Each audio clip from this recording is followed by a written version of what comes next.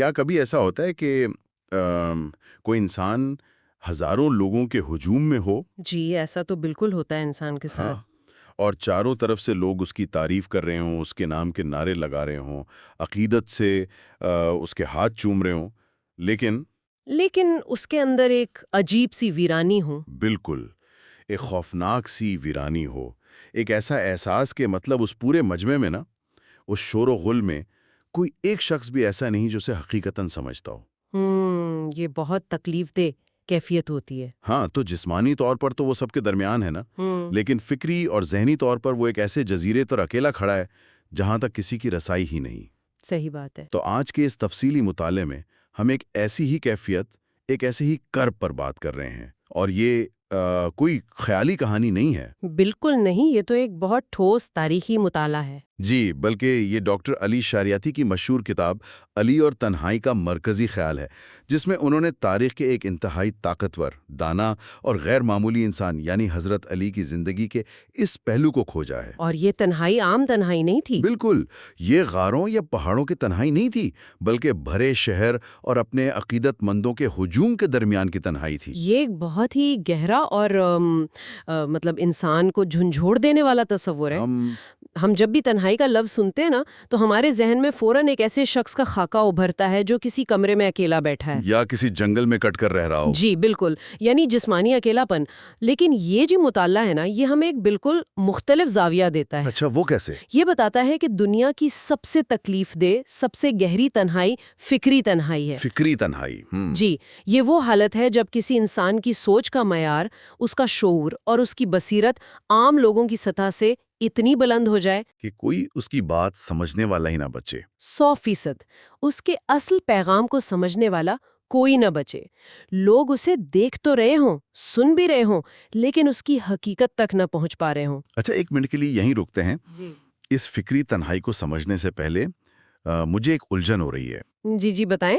یہ جو کتاب کی مصنف ہیں ڈاکٹر علی شریعتی، یہ کوئی روایتی تاریخ دان یا کوئی پرانے طرز کے سوانح نگار تو نہیں تھے؟ جی نہیں، بالکل نہیں۔ کیونکہ جہاں تک میں نے پڑھا ہے، انہوں نے پیرس سے سوشیولوجی یعنی علم عمرانیات میں ڈاکٹریٹ کیا تھا۔ بالکل درست۔ تو سوال یہ پیدا ہوتا ہے کہ ایک ماہر عمرانیات کا تاریخ یا مذہب کو دیکھنے کا انداز ایک عام تاریخ دان سے کتنا مختلف ہوتا ہے؟ کیا اس سے پوری کہانی ہی بدل جاتی ہے؟ دیکھیں، کہانی نہیں بدلتی، بلکہ کہانی کی گہرائی اور اس کی پیچھے چھپی وجوہات سامنے آ جاتی ہیں۔ اچھا۔ اور یہ بہت ہی بنیادی فرق ہے۔ مطلب ایک روایتی تاریخ دان کا کام یہ ہوتا ہے کہ وہ واقعات کو بس ایک ترتیب سے درج کرے کہ کب کیا ہوا۔ جی، وہ بتائے گا کہ فلاں جنگ کب ہوئی، کتنے لوگ مارے گئے، تخت پر کون بیٹھا اور کس نے بغاوت کی۔ صحیح۔ لیکن ایک ماہر عمرانیات نا، یا سوشیولوجسٹ جسے ہم کہتے ہیں، وہ تاریخ کو تاریخ کی نظر سے نہیں بلکہ معاشرے کی نفسیات کی نظر سے دیکھتا ہے۔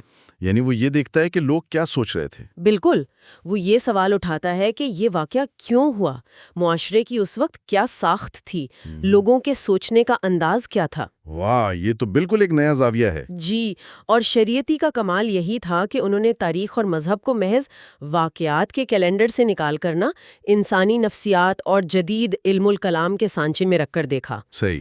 انہوں نے محض یہ نہیں بتایا کہ مخالفت کس نے کی، بلکہ یہ کھوج لگائی کہ اس وقت کا معاشرہ فکری طور پر کس سطح پر کھڑا تھا کہ وہ ایک عظیم انسان کو ہضم ہی نہیں کر پایا۔ بالکل یہی بات ہے۔ یہ بات نہ واقعی سوچنے پہ مجبور کرتی ہے۔ اور اسی عمرانیاتی تجزیے کے دوران کتاب میں ایک جملہ آتا ہے جس نے مجھے نا کچھ دیر کے لیے ششدر کر دیا۔ اچھا، وہ کون سا جملہ تھا؟ جملہ کچھ یوں ہے کہ بغیر معرفت کے محبت محض بت پرستی ہے۔ ہاں ہاں، بہت گہری بات ہے۔ اب معرفت یعنی پہچان یا گہری سمجھ؟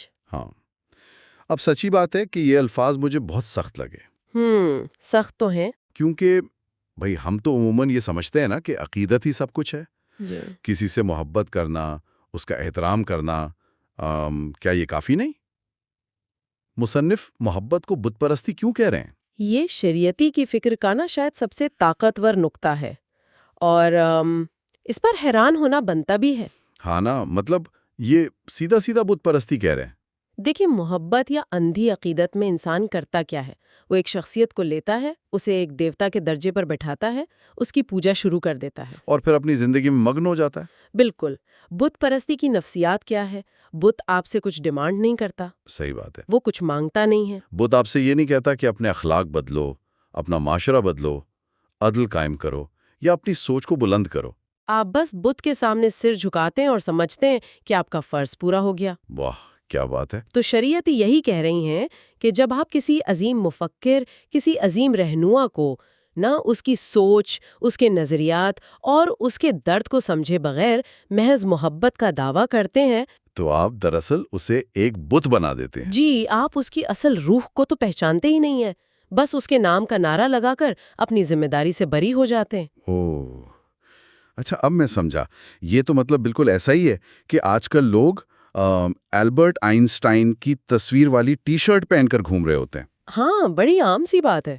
وہ بڑے فخر سے بتاتے ہیں کہ آئنسٹائن کتنا عظیم تھا، لیکن اگر ان سے تھیوری آف ریلیٹیوٹی کا پوچھا جائے یا سائنس کا کوئی بنیادی اصول پوچھا جائے تو انہیں کچھ پتہ نہیں ہوتا۔ بالکل، تو وہ کہیں گے کہ بھائی مجھے سائنس سے کیا لینا دینا، بس یہ تصویر ذرا کول لگ رہی تھی۔ زبردست مثال ہے۔ تو کیا مصنف کے نزدیک اس وقت کے معاشرے نے بھی یہی کیا؟ انہوں نے علی کو اپنا رہنما تو مان لیا، لیکن ان کی تھیوری کو سمجھنے کی کوشش ہی نہیں کی۔ جی بالکل، یہ تمثیل اس صورتحال پر پوری اترتی ہے۔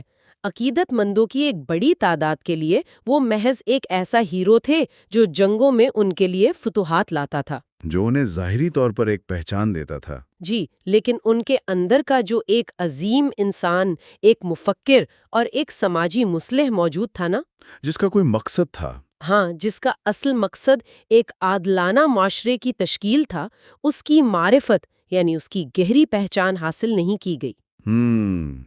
اور یہیں سے اس فکری تنہائی نے جنم لیا۔ بالکل، ذرا سوچئے نا، اس سے بڑی اذیت کیا ہوگی کہ آپ کے ماننے والے آپ کے لیے جان دینے کو تیار ہوں، لیکن آپ کی بات کو، آپ کے اصل درد کو سمجھنے سے بالکل قاصر ہوں۔ جی یہ ایک بہت تکلیف دہ احساس ہے۔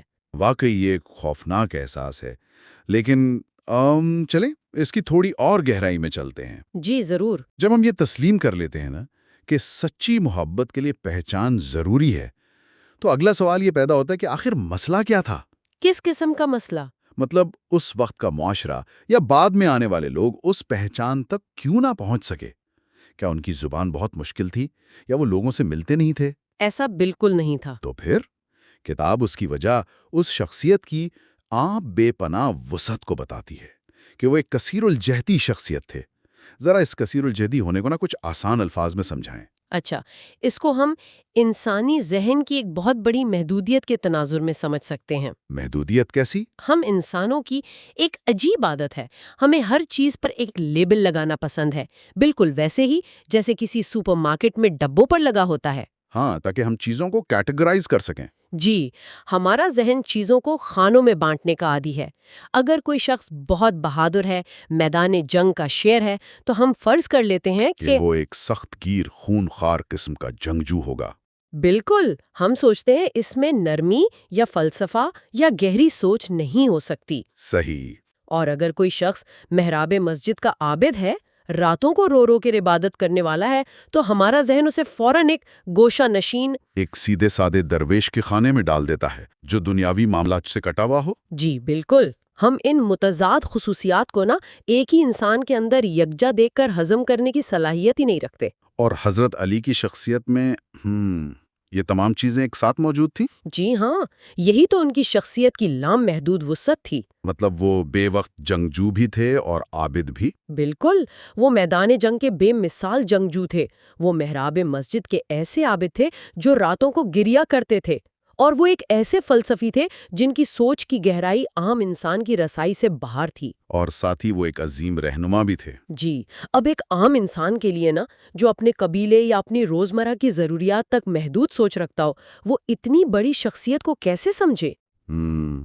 وہ تو صرف وہی دیکھے گا جو اس کے فائدے کا ہے۔ بالکل، معاشرے کے لوگ ان کی تلوار اور بہادری کی تو تعریف کرتے تھے، کیونکہ شجاعت ایک ظاہری چیز ہے، اس کا فائدہ قبیلے کو فوراً ملتا ہے مال غنیمت کی صورت میں۔ لیکن ان کے اندر کا جو دانا مفکر تھا اس سطح تک پہنچنے والا کوئی نہ تھا۔ جی ہاں، وہ اپنے دور کے انسانوں سے فکری اعتبار سے صدیوں آگے پیدا ہو گئے تھے۔ اچھا، اس بات کو سن کر مجھے ایک خیال آ رہا ہے۔ جی بتائیں۔ فرض کریں کوئی کلاسیکی موسیقی کا بہت بڑا ماہر ہو، جیسے بیتھوون لے لیں۔ اچھا۔ اب آپ اس عظیم موسیقار کو ایک ایسے گاؤں یا ایک ایسے معاشرے میں لے جائیں جس نے زندگی میں کبھی سر اور تال کا نام نہ سنا ہو، جنہیں شور اور موسیقی میں کوئی فرق ہی محسوس نہ ہوتا ہو۔ بالکل۔ اب وہ بیتھوون ان لوگوں کے سامنے اپنی زندگی کی بہترین سب سے شاہکار دھنیں بجا رہا ہے، تو وہ لوگ کیا کریں گے؟ وہ شاید بس شور سمجھیں گے، یا وہ شاید اس کا احترام کر لیں، اس کے ہاتھ کی تیزی دیکھ کر تالیاں بجا دیں، اسے ایک اچھا انسان مان لیں۔ اوہ کو چھو لیتی ہیں، ہرگز نہیں۔ کیونکہ ان کے پاس وہ حس ہی نہیں ہے نا جو اس موسیقی کو سمجھ سکے۔ یہ ایک زبردست اور بہت ہی برمحل مثال ہے، اور اگر ہم اسے وسیع تر تناظر میں دیکھیں تو حضرت علی کا المیہ بالکل یہی تھا۔ لوگ ان کی شجاعت پر واہ واہ تو کر رہے تھے، ان کے ہاتھ کی تیزی پر داد تو دے رہے تھے، لیکن ان کے سماجی شعور اور عدل کو نہیں سمجھ رہے تھے۔ جی، ان کے بے مثال تصور عادل اور انسانیت کی فلاح کے لیے ان کے سینے میں جو درد تھا نا، اسے سمجھنے والا وہ کان یا وہ حس اس معاشرے میں موجود ہی نہیں تھی۔ یہ تو واقعی بہت تکلیف دہ بات ہے۔ اور یہاں ایک بہت اہم نفسیاتی پہلو بھی ہے۔ وہ کیا؟ جب آپ کی سب سے بڑی خوبیاں، آپ کا اصل کمال ہی لوگوں کی سمجھ سے بالاتر ہو جائے، تو پھر وہ تعریف جو لوگ آپ کی کر رہے ہوتے ہیں نا، وہ بھی آپ کو خوشی دینے کے بجائے تنہائی کا احساس دلانے لگتی ہے۔ واہ! کیونکہ آپ جانتے ہیں کہ وہ جس چیز کی تعریف کر رہے ہیں وہ تو بس ایک سطحی خول ہے۔ بالکل، آپ کی اصل روح، آپ کا اصل پیغام تو ابھی بھی ان کے لیے ایک بند کتاب ہے۔ اب یہاں آ کر بات واقعی ایک تکلیف دہ موڑ لیتی ہے۔ جی۔ کیونکہ جب ایک طاقتور، بے پناہ ذہین اور عظیم انسان کو اس کے اپنے ہی معاشرے میں، اس کے اپنے ہی ماننے والوں کے ہجوم میں سمجھنے والا کوئی نہ ملے، تو وہ کیا کرتا ہے؟ وہ خاموش ہو جاتا ہے۔ جی، اس کتاب کے مطابق اس کا نتیجہ وہ مشہور 25 سالہ خاموشی ہے جس کا ذکر ہمیں تاریخ میں ملتا ہے۔ بالکل۔ لیکن مصنف ایک بڑی زبردست وضاحت کرتے ہیں کہ یہ خاموشی کسی کمزور، ہارے ہوئے یا حالات سے ڈر کر گوشہ نشین ہو جانے والے انسان کی خاموشی نہیں تھی۔ نہیں، بالکل بھی نہیں۔ وہ ایک انتہائی فعال انسان تھے۔ لیکن نہ، مجھے یہاں ایک الجھن ہے اور میں اس بات کو چیلنج کرنا چاہوں گا۔ جی ضرور پوچھیں۔ ایک طرف تو وہ جنگجو ہے جو حق کے لیے لڑنے سے کبھی نہیں گھبرایا، جو بہادری کی علامت ہے، اور دوسری طرف وہ مسلسل 25 سال تک خاموش رہتا ہے۔ مطلب اگر سچ اس کے پاس تھا تو وہ بولا کیوں نہیں؟ اس نے لوگوں کو زبردستی کیوں نہیں سمجھایا؟ یہ خاموشی تو تلوار کے وار سے بھی زیادہ تکلیف دہ معلوم ہوتی ہے، اور بظاہر تو یہ ہار مان لینے والی بات لگتی ہے نا؟ یہ سوال ہر اس شخص کے ذہن میں آتا ہے جو تاریخ کو بس ایک سطحی نظر سے دیکھتا ہے۔ اچھا۔ اور شریعتی نے اسی الجھن کو عمرانیات کے زاویے سے سلجھایا ہے۔ دیکھیں، خاموشی ہمیشہ کمزوری نہیں ہوتی۔ تو پھر کیا ہوتی ہے؟ بعض اوقات خاموشی ایک بہت باشعور اور فعال فیصلہ ہوتی ہے۔ یہ خاموشی تلوار کے وار سے کہیں زیادہ گہری اور تکلیف دہ ضرور تھی، لیکن یہ ہار نہیں تھی۔ تو کیا یہ ایک حکمت عملی تھی؟ جی، یہ اس بات کی علامت تھی کہ اب مکالمے کا کوئی راستہ، کوئی زمین نہیں بچی۔ انسان زبردستی کسی کو نہیں سمجھا سکتا جب تک سامنے والے کے پاس سمجھنے کا ظرف نہ ہو۔ یعنی ریسیور ہی خراب ہو تو ٹرانسمیٹر کیا کرے؟ بالکل۔ جب ایک باشعور انسان یہ دیکھتا ہے کہ اس کے الفاظ، اس کے نظریات ان لوگوں کے سروں کے اوپر سے گزر رہے ہیں جنہیں وہ مخاطب کر رہا ہے، تو وہ خاموش ہو جاتا ہے۔ جی، جب اسے محسوس ہوتا ہے کہ وہ جس فریکوینسی پر سچ نشر کر رہا ہے، معاشرے کا کوئی بھی ریڈیو اس فریکوینسی کو پکڑنے کے قابل ہی نہیں بچا، تو وہ خاموشی اختیار کر لیتا ہے۔ یعنی مسئلہ بولنے والے کا نہیں تھا، مسئلہ تو سننے والوں کی صلاحیت کا تھا۔ 100%۔ وہ معاشرے کے درمیان موجود تھے، وہ لوگوں کے روزمرہ کے مسائل حل کر رہے تھے، انہیں مشورے دے رہے تھے، یعنی وہ سماجی طور پر کٹے ہوئے نہیں تھے۔ ہاں، وہ تو معاشرے کا حصہ تھے، لیکن فکری اعتبار سے وہ مکمل طور پر اجنبی تھے۔ یہ اس کرب کی انتہا ہے جو ایک باشعور انسان اس وقت محسوس کرتا ہے جب وہ دیکھتا ہے کہ سچائی بالکل واضح ہے، لیکن اسے دیکھنے والی آنکھیں اور سمجھنے والے ذہن مقفل ہو چکے ہیں۔ جی ہاں، اگر وہ اس وقت کوئی بہت بڑی تحریک چلاتے یا زبردستی لوگوں کو اپنا فلسفہ سمجھانے کی کوشش کرتے تو وہ معاشرہ جو پہلے ہی ان کی وسعت کو ہضم نہیں کر پا رہا تھا وہ مزید انتشار کا شکار ہو جاتا۔ اچھا، یعنی وہ لوگ سچ کی تپش برداشت نہیں کر سکتے تھے۔ بالکل، انہیں معلوم تھا کہ یہ لوگ ابھی تیار نہیں ہیں، اس لیے انہوں نے سچ کو بچانے کے لیے اپنے پیغام کی روح کو محفوظ رکھنے کے لیے خاموشی اختیار کی۔ تو یہ بظاہر ایک سکوت تھا، لیکن یہ وہ خاموشی تھی جس کے اندر ایک زبردست طوفان، ایک عظیم سماجی انقلاب چھپا ہوا تھا۔ یہ تو واقعی روح کو جھنجھوڑ دینے والی بات ہے کہ آپ سب کچھ دیکھ رہے ہوں، سمجھ رہے ہوں، بولنے کی طاقت بھی ہو، علم اور دلیل سب کچھ پاس ہو، لیکن آپ کے سامنے موجود لوگ آپ کی زبان ہی نہ سمجھتے ہوں۔ اور پھر اس خوفناک خاموشی، اس ذہنی اور فکری گھٹن کا کوئی تو نتیجہ نکلنا تھا نا۔ ایک عام انسان تو ایسی صورتحال میں شاید پاگل ہی ہو جائے۔ اور کتاب ہمیں تاریخ کے ایک ایسے منظر کی طرف لے جاتی ہے جو جتنا حیرت انگیز ہے اتنا ہی المناک بھی ہے۔ جی، وہ صحرا اور کنویں والا منظر۔ بالکل، جب انسانوں کے اس پورے ہجوم میں، اس پورے شہر میں کوئی ایک بھی ہمراز نہ ملے جو بات کو سمجھ سکے، تو انسان اپنے دل کا بوجھ ہلکا کرنے کہاں جائے؟ کہیں تو جانا پڑتا ہے نا۔ تو کتاب میں منظر کشی کی گئی ہے کہ اس شدید تنہائی کے عالم میں جب شہر سو جاتا تھا تو وہ مدینے کی تاریک راتوں میں شہر سے باہر ویران صحراؤں کا رخ کرتے تھے، اور وہاں جا کر وہ تاریک کنووں میں منہ ڈال کر اپنے دل کا حال کہتے اور فریاد کرتے تھے۔ ذرا اس منظر کو اپنے ذہن میں لائیں اور اس کی نفسیاتی گہرائی کا اندازہ لگائیں۔ یہ محض کوئی جذباتی قصہ یا تاریخ کا کوئی عام سا واقعہ نہیں ہے۔ واقعی یہ تو بہت ہی عجیب سا لگتا ہے سننے میں۔ یہ انسانیت کی فکری تاریخ کا ایک بہت بڑا اور شاید سب سے المناک المیہ ہے۔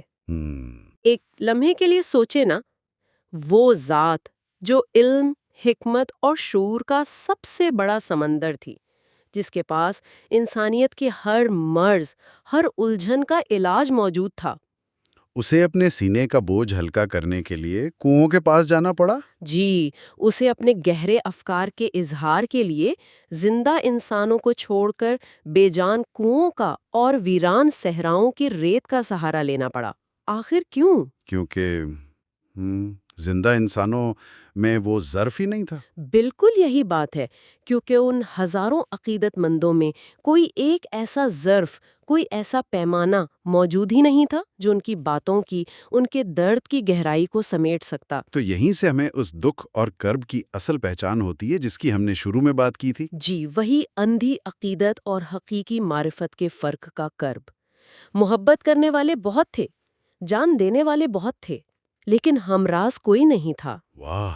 وہ انسانوں سے کلام کرنا چاہتے تھے، لیکن انسان ان کی بات کی وہ سطح سمجھنے سے قاصر تھے، تو بالآخر انہیں فطرت سے، ویرانوں سے مخاطب ہونا پڑا۔ اچھا، یہ تو بالکل ایسا ہی ہے جیسے آج کے دور کا کوئی بہت ہی عظیم اور جینیس مفکر ہو جس نے کائنات کے یا انسانیت کی بقا کے سب سے بڑے راز دریافت کر لیے ہوں۔ آج کے دور کے حساب سے ہاں، اور بدقسمتی سے اس کے ارد گرد موجود جو معاشرہ ہے وہ صرف سوشل میڈیا کے لائکس، سستی تفریح یا روٹی کپڑے جیسی چھوٹی موٹی سطحی باتوں تک محدود ہو۔ جی، ایسا ہی ہوتا ہے۔ اب وہ مفکر تڑپ کر انہیں بتانے کی کوشش کرے کہ بھائی دیکھو، حقیقت یہ ہے، ہمارا مستقبل یہ ہے، اور لوگ کیا کریں گے؟ اور وہ لوگ آگے سے خالی نظروں سے اسے دیکھیں یا کوئی بیہودہ سا لطیفہ سنا کر آگے بڑھ جائیں۔ بالکل۔ تو آخر کار تھک ہار کر وہ انسانوں سے بات کرنا بند کر دے گا نا، اور شاید دیواروں سے یا اپنے کمرے کی بے جان چیزوں سے باتیں کرنے لگے گا۔ یہ کنووں سے باتیں کرنا، ان سے فریاد کرنا، دراصل اس وقت کے معاشرے کی فکری پستی کا، ان کے ذہنی دیوالیہ پن کا سب سے بڑا ثبوت تھا۔ یہ اس بات کا اعلان تھا کہ انسانوں کا یہ ہجوم باوجود کان رکھنے کے سننے کی صلاحیت سے محروم ہو چکا ہے۔ یہ بہت ہی شاندار مشاہدہ ہے، اور ڈاکٹر علی شریعتی نے بڑی خوبصورتی سے اسی طرف اشارہ کیا ہے، اور یہی وہ مقام ہے جہاں یہ کتاب تاریخ کی حدوں سے نکل کر آج کے انسان سے جڑ جاتی ہے۔ بالکل جڑ جاتی ہے۔ وہ بتاتے ہیں کہ یہ تنہائی، یہ کرب کسی ایک مخصوص دور یا صرف ایک تاریخی شخصیت تک محدود نہیں رہتا، انسانی تاریخ کا یہ ایک مستقل پیٹرن رہا ہے۔ جی، ہر وہ انسان جو اپنے زمانے سے آگے کی سوچ رکھتا ہے نا، جو معاشرے کی سطحی روایتی باتوں سے اوپر اٹھ کر دیکھتا ہے، جی، اسے اسی قسم کی تنہائی کا سامنا کرنا پڑتا ہے۔ معاشرہ اسے ایک عجوبہ تو سمجھ سکتا ہے، اسے ایک دیوتا بنا کر اس کی پوجا تو کر سکتا ہے، اس کے نام کے مجسمے تو کھڑے کر سکتا ہے۔ بالکل، لیکن اسے حقیقتاً سمجھنے کی، اس کے افکار پر عمل کرنے کی زحمت گوارا نہیں کرتا۔ کیونکہ کسی کو سمجھنے کے لیے آپ کو خود بھی مشقت کرنی پڑتی ہے نا۔ 100% درست۔ کسی کی سچی معرفت حاصل کرنے کے لیے نا انسان کو اپنی ذہنی سطح کو بلند کرنا پڑتا ہے۔ اپنے کمفرٹ زون سے باہر آنا پڑتا ہے۔ جی، آپ کو اپنے پرانے عقائد اور اپنی جہالت کو قربان کرنا پڑتا ہے، اور یہ ایک مشکل کام ہے۔ اس کے مقابلے میں اندھی عقیدت کے لیے کسی ذہنی مشقت کی ضرورت نہیں ہوتی، یہ بہت آسان راستہ ہے۔ بس ایک جذباتی سا نعرہ لگائیے، ظاہری عقیدت کا اظہار کیجیے اور اپنی ذمہ داری سے بری ہو جائیے۔ تو کنووں سے بات کرنا دراصل ان نام نہاد محبت کرنے والوں کی فکری سطح پر ایک بہت بڑا تماچا تھا، ایک ایسا سوالیہ نشان تھا جو آج تک گونج رہا ہے۔ تو آج کے اس تفصیلی جائزے، اس پورے عمرانیاتی اور نفسیاتی مطالعے نے ہمیں سکھایا کیا ہے؟ یہی کہ محض زبانی تعریف کافی نہیں ہے۔ بالکل۔ ہم نے دیکھا کہ ڈاکٹر علی شریعتی کی کتاب علی اور تنہائی محض ایک تاریخی واقعے کا رونا نہیں روتی، بلکہ اس کے اندر موجود ان سماجی الجھنوں اور انسانی رویوں کو بے نقاب کرتی ہے جو آج بھی ہمارے معاشروں کا حصہ ہیں۔ جی بالکل۔ اس مطالعے نے ہمیں یہ سکھایا ہے کہ کسی بھی عظیم شخصیت کی محض زبانی تعریف کر دینا یا ان کی محبت کے بڑے بڑے دعوے کرنا ہرگز کافی نہیں ہے۔ جب تک ہم ان کے افکار کی گہرائی میں نہیں اترتے، ان کے درد کو محسوس نہیں کرتے اور ان کے اصل مقصد کو نہیں سمجھتے، ہماری وہ عقیدت ادھوری ہے۔ بلکہ شریعتی کے الفاظ میں ایک قسم کی بت پرستی ہے۔ جی، یہ کتاب ہمیں اس اندھی عقیدت کے خول سے باہر نکلنے، سوچنے، سمجھنے اور اپنے ہیروز کو حقیقتاً پہچاننے کی دعوت دیتی ہے۔ میں اس بات سے مکمل اتفاق کرتی ہوں، اور اس پوری گفتگو کو سمیٹتے ہوئے نا میں ایک حتمی اور بڑی فکر انگیز بات چھوڑنا چاہوں گی جس پر ہم سب کو غور کرنے کی ضرورت ہے۔ جی بالکل، بتائیں۔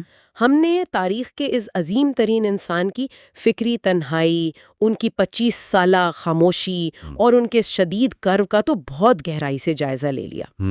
ہم نے دیکھ لیا کہ کس طرح ایک بظاہر عقیدت مند مگر اندر سے بے حس معاشرے نے انہیں انسانوں کے بجائے کنووں سے بات کرنے پر مجبور کر دیا۔ جی بالکل۔ لیکن ذرا اس تاریخی آئینے کو آج کے دور کی طرف، اپنے ارد گرد کی طرف موڑ کر دیکھیں۔ اچھا۔ کیا آج بھی ہم اپنے معاشرے میں موجود ان دانا، باشعور اور گہری سوچ رکھنے والے مفکرین یا اساتذہ کے ساتھ وہی سلوک تو نہیں کر رہے؟ یہ بہت گہرا سوال ہے۔ کیا ہم آج بھی لوگوں کو ان کے ظاہری عہدوں، ان کے لباس یا ان کی مقبولیت پر تو نہیں تول رہے، جبکہ ان کی گہری فکری باتوں کو یکسر نظر انداز کر رہے ہیں؟ یہ تو واقعی ایک ایسا سوال ہے جو انسان کو اندر تک جھنجھوڑ دیتا ہے۔ سوچیے نا، کیا آج بھی ہم ان باشعور لوگوں کی باتوں کو نہ سمجھ کر، ان کے نظریات کا مذاق اڑا کر یا انہیں بس ایک روایتی سا احترام دے کر خاموش کرا دینے کی کوشش تو نہیں کر رہے؟ کہیں ایسا تو نہیں کہ آج ہم بھی انہیں اسی طرح کی فکری تنہائی کی طرف دھکیل رہے ہیں؟ جی، جدید دور کے صحراؤں کی طرف۔ ہمیں یہ سوچنا ہوگا کہ کیا آج ہمارا یہ جدید معاشرہ اپنی تمام تر ٹیکنالوجی کے باوجود ان تمام لوگوں کے لیے ایک تاریک کنواں تو نہیں بن چکا جو ہم سے کچھ مختلف اور گہرا سوچنے کی جرت کرتے ہیں؟ کیا کمال کی بات پر آپ نے اسے لا کر جوڑا ہے، اور یہ ہمیں وہیں لا کر کھڑا کر دیتا ہے جہاں سے ہم نے بات شروع کی تھی۔ بالکل۔ کہ انسان ہزاروں کے ہجوم میں ہو، لوگ اس کے حق میں نعرے لگا رہے ہوں، لیکن اس کی آنکھوں میں وہ ویرانی ہو، یہ احساس ہو کہ اس پورے ہجوم میں اسے حقیقتاً سمجھنے والا کوئی ایک شخص بھی نہیں ہے۔ یہ بہت بڑا المیہ ہے۔ اور شاید تاریخ کا اور آج کے دور کا بھی سب سے بڑا المیہ ظالموں کا ظلم نہیں ہے، بلکہ ان لوگوں کی فکری خاموشی اور لا علمی ہے جو محبت کا دعویٰ تو بہت بلند آواز میں کرتے ہیں، لیکن جسے چاہتے اسے پہچانتے نہیں۔ جی بالکل درست کہا آپ نے۔ تو اسی گہری اور کسی حد تک تکلیف دہ سوچ کے ساتھ ہم آج کے اس تفصیلی مطالعے کو اختتام پذیر کرتے ہیں۔ ذرا غور ضرور کیجیے گا کہ کہیں ہم بھی محض نعرے لگانے والے ہجوم کا حصہ تو نہیں بن گئے۔